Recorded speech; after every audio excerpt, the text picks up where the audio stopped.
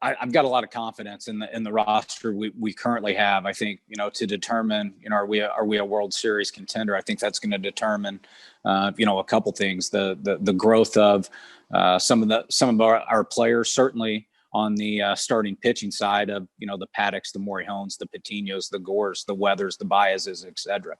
If I name 6 of them there, or 2 or 3 of them taking significant steps going forward, I think that'll be critical. And then, overall, just the overall improvement of all the guys. What are they doing in the off season? Can they take steps in their game? So, but with that being said, I think we're in position to, we know we're going to be adding, whether that's, trade, free agent, minor league, signings and things like that. So, it's tough to say because I know we're not a final product, sitting here before Christmas. You think back on the 10 games against the Dodgers and then, of course, the National League Division Series. What was the difference between you and them? Well, they're really well balanced. They were the class of baseball, throughout the season and then through the postseason. So I just think their overall depth was really good, and they just don't have many holes. They had really good starting pitching. Their at bats from an offensive end are, they're tough. If you throw ball 1, ball 2, they do a great job of staying in the zone. A lot like us, they're very balanced 1 through 9. They play really good defense, and their bullpen guys stepped up certainly down the stretch. So we knew going into that last series, that we had to play almost perfect baseball. And unfortunately, we didn't do that.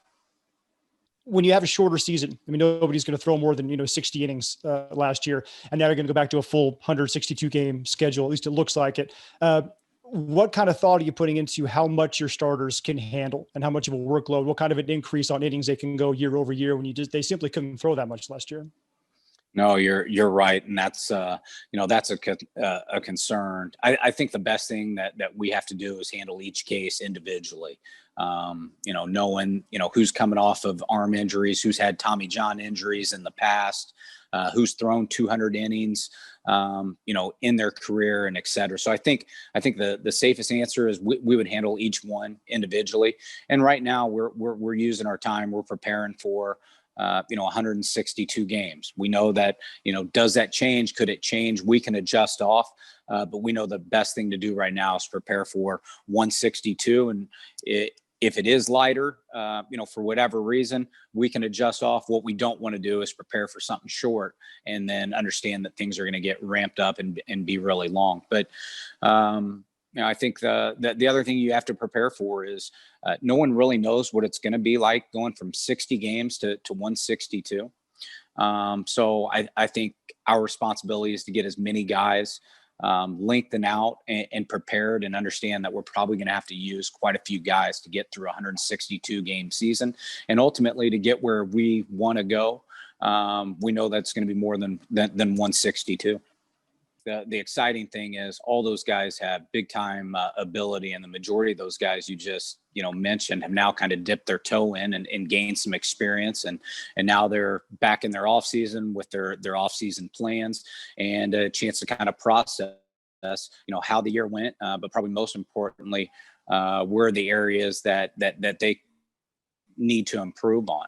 And so I think the main thing we have is with 5 or 6 of those guys is we're going to have competition at those spots, and we're going to see who kills it in the off season, is taking care of their bodies, is working out, long tossing, attacking the strike zone, building up, improving, and we'll have a chance to see that in spring training.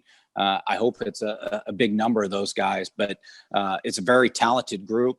And, their playing time and their innings and their starts, that's going to kind of depend on their growth and what they're able to do this offseason.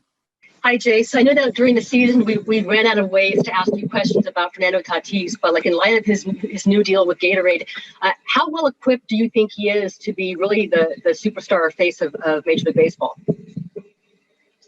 I think he's going to be as well equipped as anybody in their low 20s, can be. I think, he was raised in this game. I think his parents and certainly this organization as well has done a good job of kind of bringing him up, with this. I think those things are earned, and I think he's earned those things.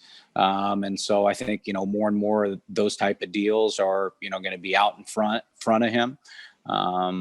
And so, just as you watch the game, you're seeing the same thing I am is there's just not much, or there's not anything he can't do on the baseball field, from certainly defensively in the batter's box and on the base path.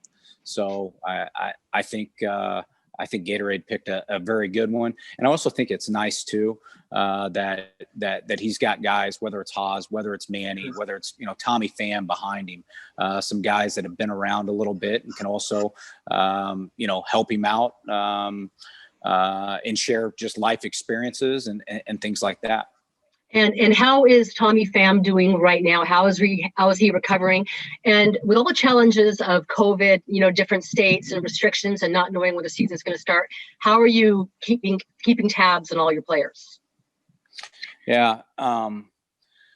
We've got some call lists and things like that. So let me start with Tommy. Tommy's progressing very well, and he's lifting and running and improving. He's hitting. And so all the reports and everything, he continues to progress well, and progress a little bit faster, maybe than what was predicted. So that's all good. And then, as far as keeping tabs with the other guys, like, for example, on the pitching side, we've got about 4 or 5 pitching coaches and groups involved. They're all tracking, keep an eye on, maybe 6 or 7 of the guys and reporting back. The majority of guys right now, they're certainly doing their running, their lifting, their strength and conditioning. A couple of guys have started hitting, throwing, but we know about January 2nd is when some of the baseball skills and everything gets ramped up on the baseball side.